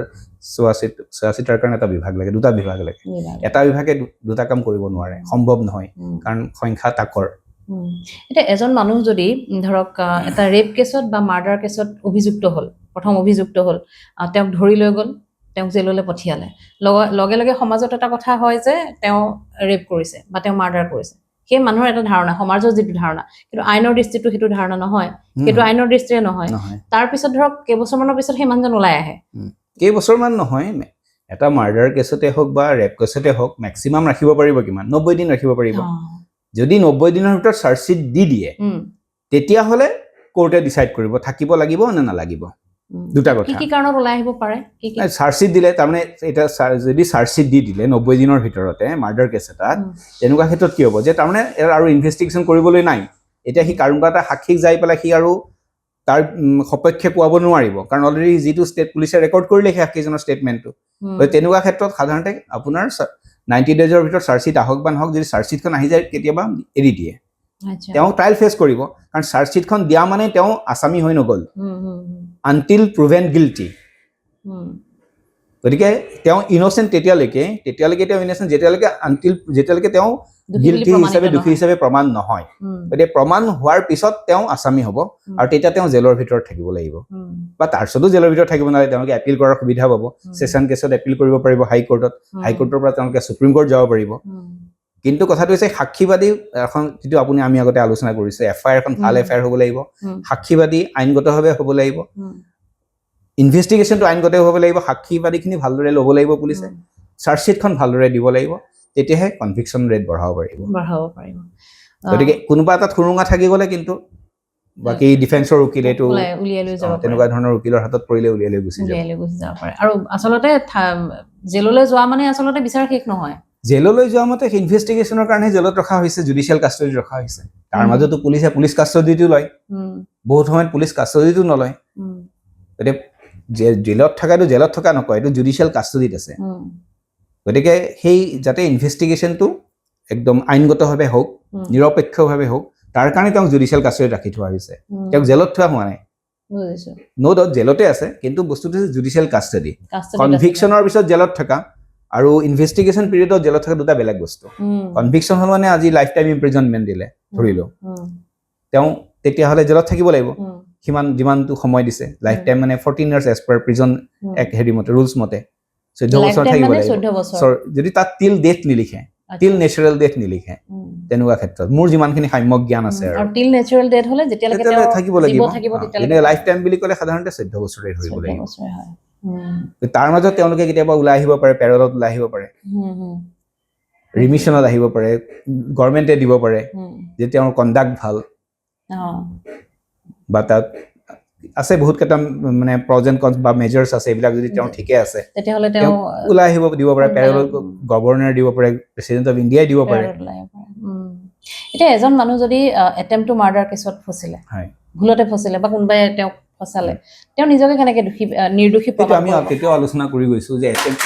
আপোনাৰ যিটো কথা ক'লে যে নিৰ্দোষী মানুহজনক জেলত আহিলে তেওঁ ওলাই যাই পেলাইতো তাৰপিছততো তেওঁক মই কৈছোঁ এই যে আপোনাৰ এলিবি যিটো কথা কৈছিলোঁ যদি তেওঁৰ এগেইনষ্টত কেছটো হ'ল কোনোবাই যদি এটেম্প টু মাৰ্ডাৰ কেছ দিলে তেতিয়াও তেওঁ সেইখিনি সুবিধা পাব তাৰপিছত তেওঁ নহয় বুলিতো প্ৰমাণ কৰিব পাৰিবই কাৰণ সেইখিনি সময়ত তেওঁ তাত ঘটনাস্থলীত নাছিলে যিটো প্লি অফ এলিবিৰ কথাটো কৈছোঁ সেই বস্তু তেওঁ প্ৰমাণ কৰিব পাৰিব লাগিব তাৰপিছত তেওঁ কোৱাচিঙতো যাব পাৰিব কাৰণ আপোনাৰ ঘটনা এটাত তেওঁক জেললৈ পঠালে জেললৈ পঠোৱা মানে জুডিচিয়েল কাষ্টডিত পঠালে এতিয়ালৈকে জেল হোৱা নাই যেতিয়া তেওঁ সাক্ষীবাদী হৈ গ'ল তেওঁ নিৰ্দোষীটো প্ৰমাণেই হৈ গ'ল গতিকে তাৰ যেতিয়া তেওঁ জেলত থাকিলে জেলৰ পৰা ওলাই আহি পেলাই ট্ৰায়েল ষ্টাৰ্ট হোৱাৰ আগতে তেওঁ আপোনাৰ কোৱাচিঙত যাব পাৰিলেহেঁতেন বা যাব পাৰিব সেই এফআইআৰখন তেওঁৰ নহয় কাৰণ সেইখিনি সময়ত তেওঁ তাত নাছিলে এই প্লি অফ এলিবিৰ ওপৰত বেছ কৰি তেওঁ প্ৰমাণ কৰিব লাগিব যে মই আজি তেজপুৰত এটা ঘটনা হৈছোঁ ভেৰেজ মই ঘটনাৰ দিনাখন মই তেজপুৰত নাই মই শ্বিলঙত আছিলোঁ মই শ্বিলঙত আমুকত আছিলোঁ সেইখিনি বস্তু প্ৰমাণ কৰিব পাৰিব লাগিব লগতে মই আমুক ঠাইত এটেণ্ড কৰিছিলোঁ গতিকে সেই বস্তুবিলাক মানে যিটো প্লি অফ এলিবি ইয়াত মানে বহলভাৱে ক'ব লাগিব ইমান সৰুকৈ ক'লেও নহ'ব কিন্তু সিদিনাখন মই ইয়াত নাছিলোঁ গতিকে ইয়াৰ পৰা মই তাত আছিলোঁ কোনখন হোটেলত আছিলোঁ বা ক'ত আছিলোঁ সেইখিনি প্ৰমাণ কৰি দেখাব পাৰিব লাগিব মই নাথাকাটো গতিকে মোক ইয়াত জাষ্ট এনটেংগল কৰিছে মিছাকৈ গতিকে তাৰ উপৰি সেই এফআইআৰখন কোৱাছ কৰিব পাৰিব লাগিব বা কোৱাচিঙত যাবলৈ লাগিব তাৰপিছত যদি দেখে যে তেওঁক কোৰ্টেও কোৱাছ কৰি দিলে তাহলে তেওঁলোকে ডিফেমেশ্যন কেছত যাব পাৰিব মিছা এলিগেশ্যন মানে মেলাচেছ prosecution exactly not ডিফেমেশ্যনে but মেলাচেছ prosecution তাত যাব পাৰিব মোক মিছাকে হাৰাশাস্তি কৰিলে মোক এনেই জেলত ৰাখিলে মোক জনমানসত মোক সেই প্ৰতিপন্ন কৰালে ডমেষ্টিক ভাইলেন্সৰ কথা কওকচোন ডমেষ্টিক ভাইলেন্স এক্টখন কিমান কঠোৰ ডমেষ্টিক ভাইলেন্স এক্টখন চাওক এখন চিভিল নেচাৰটো গতিকে ইয়াততো আৰু জেলত পঠাওঁ বুলি তেনেকুৱা কথা নাই হ'বও পাৰে কিন্তু আপোনাৰ কথাটো হৈছে ইয়াত যাতে মানুহগৰাকীয়ে ঘৰত থাকিব পাৰে ৰেচিডেন্স অৰ্ডাৰ মেইনটেনেন্স তেওঁক যাতে কোনো মানসিকভাৱে বা শাৰীৰিকভাৱে টৰ্চাৰ কৰিব নোৱাৰে তাৰ কাৰণে প্ৰটেকশ্যন অৰ্ডাৰ গতিকে এইখিনি বস্তু তাত চোৱা চিতা কৰে সেই অনুযায়ী তেওঁক প্ৰটেকশ্যন দিয়া যায় বা ৰেচিডেন্সিয়েল যদি সুবিধা সা সুবিধা লাগে কাৰোৰ পৰা যাতে কোনো ধৰণৰ প্ৰব্লেম নোহোৱাকৈ বা হাজবেণ্ডৰ পৰিয়ালৰ ফালৰ পৰা সেইখিনি সুবিধা তাত দিয়া আছে তাৰ উপৰি তেওঁ মেইনটেনেন্স বিচাৰিবলৈ মেইনটেনেন্সৰ সুবিধাখিনি পাব হয় ডমেষ্টিক ভাইলেন্স এক্টখন মিছ ইউজ হোৱা দেখা যায় নেকি বাৰু চাওক চব বস্তুৱেই ভাল বেয়া দুটা থাকেই প্ৰত্যেকটো বস্তুৰে আপুনি কৈছে যে এজন মানুহে একো হত্যা নকৰাকৈ মানে মাৰ্ডাৰ কেছত সোমাবলগীয়া হৈছে হ'লে কি হ'ব পাৰে গতিকে এই চব ক্ষেত্ৰতে থাকে ভাল বেয়া কোনোবাই সুৰুঙা লয় চব কেছতে বহুত কেছতো পক্সো কেছতো সুৰুঙা লয় বহুতে নিজৰ ছোৱালীজনীকে ব্যৱহাৰ কৰি দিয়ে গতিকে এইটোতো সাধাৰণ কথা এটা যাৰ কাৰণে কি 498 আগতে আপোনাৰ 498 বুলি ক'লে মানুহে জেলত সোমাই যায় ডাউৰি ডিমাণ্ড ক্ৰুৱেলটি ডিজাৰ্চন হাৰাছমেণ্ট মেণ্টেল টৰ্চাৰ এইবিলাক কাৰণে গোটেই পৰিয়ালটোকে সোমোৱাই দিয়া যায় এটা সময়ত এনেকুৱা হৈ গ'ল যে মানে লেডিগৰাকীয়ে নিজৰ শহুৰেক ককাই ভাই চবকে সাঙুৰি দিয়ে ভেৰেজ সিদিনাখন ঘৰত নাথাককে লাগিলে এগৰাকী নন্দিয়াক বোলে আপোনাৰ আমেৰিকাতে আছে বোলে কিন্তু নামটো সাঙুৰি দিলে তেওঁ আহি পেলাই ইয়াত বেগ লৈ দেখিছোঁ মই গতিকে ভাল বেয়াটো চবৰে আছে গতিকে ব্যৱহাৰটো কৰোঁতে সেইটো পুলিচৰ দায়িত্ব হয় সেইকাৰণে এনকুৱাৰী এটাৰ প্ৰয়োজন হয় প্ৰথমে যে এই মহিলাগৰাকীৰ নামটো দিলে গতিকে তেওঁ ঘটনাৰ সময়ত বা আগতে যিবিলাক ঘটনা হৈ গৈছিলে সেই সময়ত তেওঁ ইয়াত আছিল নে নাছিলে বা এই ল'ৰা মানে দেউৰেকজন ইয়াত আছিল নে নাছিলে তেওঁ বাহিৰত আছিল নেকি সেই এনকুৱাৰীটোৰ প্ৰয়োজন হয় সেইকাৰণে প্ৰচিকিউশ্যনটো অলপ টাফ হ'বলৈ আহিব কোনোবা এলিগেশ্যন এটা দিলেই সেইটো সঁচা হৈ নাযায় কোনোবা এলিগেশ্যন এটা দিলে এইটো মিছাও নহয় একেধৰণে পক্সৰ আমি দেখো যে ধৰক কেতিয়াবা দেখা যায় অস্ত্ৰ হিচাপে ব্যৱহাৰ কৰে পক্সো আইন হৈছে তেনেকুৱা ধৰণৰটো হৈছে সেইকাৰণেতো খালাচ পাইছে খালাচটো পায় সেইকাৰণে আৰু খালাচতকৈ বেছি এইটো কম্প্ৰমাইজ হৈ যায় কম্প্ৰমাইজ মানে কি ইয়াত আহি পেলাই আপোনাৰ পুলিচৰ ওচৰত এটা ষ্টেটমেণ্ট দিয়ে ইয়াত আহি পেলাই বেলেগ এটা ষ্টেটমেণ্ট দিয়ে যাৰ কাৰণে কি খালাচ পাই যায় তাৰমানে তেওঁলোকৰ যিটো কাৰণে তেওঁ ব্যৱহাৰ কৰিলে সেইটো পূৰ্ণ হৈ গ'ল এতিয়া তেওঁক উলিয়াই দিলে আৰু তাৰ মাজত কিছুমান যদি বা ভাল পোৱা পৰি থাকে সেইবিলাক টিনেজত থাকিব পাৰে গতিকে সেইবিলাক কাৰণেও হয় কিছুমান ক্ষেত্ৰত গতিকে মানে সকলো দোষী বুলি ক'ব নোৱাৰি আৰু সকলো নিৰ্দোষী বুলিও ক'ব নোৱাৰি ইনকুৱাৰীটোৰ ওপৰত বহুত কথা ডিপেণ্ড কৰে আৰু মেইনলি পক্সতটো আপোনাৰ হৈছে বয়সটোৰ ওপৰত গতিকে যদি 18 বছৰৰ তলত হয় তেতিয়া পক্সো এপ্লাই হয় গতিকে ইয়াত ছেকশ্যন 4 যিটো লাইফ টাইম ইমপ্ৰিজনমেণ্ট আছে 10 বছৰৰ ওপৰত ইমপ্ৰিজনমেণ্ট হ'ব তাত যদি কনভিকশ্যন হয় 8ত আপোনাৰ 3 বছৰলৈকে কনভিকশ্যন থাকিব এনেকুৱা ধৰণৰ ভাগ আছে আৰু পক্সো আইনখনটো যথেষ্ট কঠোৰ আইন এখন যথেষ্ট কঠোৰ শাস্তিও তেনেকুৱা আপোনাৰ আৰু সেইকাৰণে এতিয়া দেখিবলৈ পোৱা যায় যে কিছুমান ব্যক্তি স্বাৰ্থ ন্যস্ত স্বাৰ্থ থাকিলে পক্সো আইনখনৰ সহায় লোৱা দেখা যায় হয় পক্সৰ সেইটো ব্যৱহাৰ কৰে কিন্তু এইটোও নহয় যে সৰু সৰু ছোৱালীকো বহুত এক্সপ্লইটো কৰে সেইটোতো হয় সেইটো হয় যে মৰ্টন এটা দি পেলাই চকলেট এটা দি পেলাই এক্সপ্লইট কৰে আৰু বহু ক্ষেত্ৰত দেখিবলৈ পোৱা যায় যে এক্সপ্লইট কৰা মানুহখিনি নিজৰ হয়তো সম্পৰ্কীয় মেক্সিমামটো নিজৰ ফেমিলি বা সেই সাৰাউণ্ডিঙৰ মানুহখিনি ঘৰৰ সাৰাউণ্ডিঙৰ মানুহখিনিৰ ভিতৰতে হয়গে বেলেগেতো আহি পেলাই আৰু চকলেট দিলে তাইও গুচি নাযাব চাগে কিন্তু সাধাৰণতে সাৰাউণ্ডিঙৰ মানুহখিনি আৰু এইটো মানুহ চাগে পাৰভাৰ্টেড নেচাৰৰ মানুহ থাকে তেনেকুৱা ধৰণৰ যাৰ কোনো কণ্ট্ৰল নাই বা মানসিক ভাৰসাম্য হেৰুৱাই মানে পুৰা পাৰভাৰ্টেড বিলাকৰ কাৰণে এইবিলাক মানে সাধাৰণ কথা আৰু কাৰণ এজনী সৰু ছোৱালীজনীক যদি বেয়া কামত ব্যৱহাৰ কৰে নিজৰ কিছুমান ক্ষুধা পুৰাবৰ কাৰণে আৰু সেই ক্ষেত্ৰত আচলতে আইনৰ কেনেধৰণে সহায় ল'ব লাগে বা পক্সো আইনখন তেওঁলোকে কেনেধৰণে সহায় পায় তেওঁলোক আইনখনৰ পৰা এই বিষয়ে সকলোৱে জনাটো উচিত বিশেষকৈ অভিভাৱকসকলে হয় তাৰ কাৰণে লিগেল এইড কেম্প হৈ আছে DLSA এইবিলাক ৰেগুলাৰলি কৰিও আছে আমাৰ DLSA দেখিছোঁ ৰেগুলাৰলি এইবিলাক তেওঁলোকে বিভিন্ন ৰিম'ট এৰিয়াবিলাকত গৈ পেলাই এইবিলাক এৱেৰনেছটো ক্ৰিয়েট কৰিছে যে ছোৱালীজনীক জন্ম দিলেও নহ'ব তেওঁক মানে ভালদৰে যাতে ডাঙৰ দীঘল হয় পঢ়া শুনা কৰে আৰু ছ'চাইটিত যাতে এইবিলাক ধৰণৰ মানুহৰ পৰা যিবিলাক মানুহৰ পৰা তেওঁৰ হাৰ্ম হ'ব পাৰে বা যিবিলাক মানুহে বেয়াকে চায় বা সেইবিলাক ঘৰত শিক্ষাও দিব লাগিব যে এনেকুৱা ধৰণৰ মানুহে যদি তোমাক মাতে কিবা চকলেট ৰেগুলাৰ দিয়ে তাৰমানে তাৰ পিছফালে কিবা বেয়া অভিসন্ধি থাকিব পাৰে তেনেকুৱা মানুহৰ পৰা দূৰত্ব থাকিব লাগিব গতিকে সেইবিলাক বস্তু এৱেৰনেছটো আমি এতিয়াৰ পৰাই স্কুল লেভেলতে শিকাব লাগিব প্ৰাইমেৰী লেভেলৰ পৰাই শিকাব লাগিব আৰু দেখিবলৈ পোৱা যায় কেৱল ছোৱালীয়ে নহয় ল'ৰাও এক্সপ্লইট হোৱা ল'ৰাও এক্সপ্লইট হোৱা দেখিবলৈ পোৱা যায় গতিকে আইন সম্পৰ্কে যথেষ্ট জানিব লগা থাকে ৰাইজৰ বহুতখিনি আছে আমি ইমান কম সময়ৰ ভিতৰতে আচলতে গোটেইখিনি সামৰি ল'ব নোৱাৰোঁ আৰু আকৌ এবাৰ হয়তো আপোনাৰ লগত বহিব লাগিব আৰু আপুনি চিভিল যিহেতু আপুনি প্ৰেক্টিছ কৰে গতিকে আপোনাৰ লগত আৰু কথা পাতিব লাগিব তথাপি যিখিনি সময় দিলে আপোনাৰ বহুতখিনি কথা মই গম পালোঁ আশা কৰিছোঁ বহুতখিনি কথা ক্লিয়াৰ হ'ল ৰাইজৰ আকৌ এবাৰ বহিম আপোনাৰ সৈতে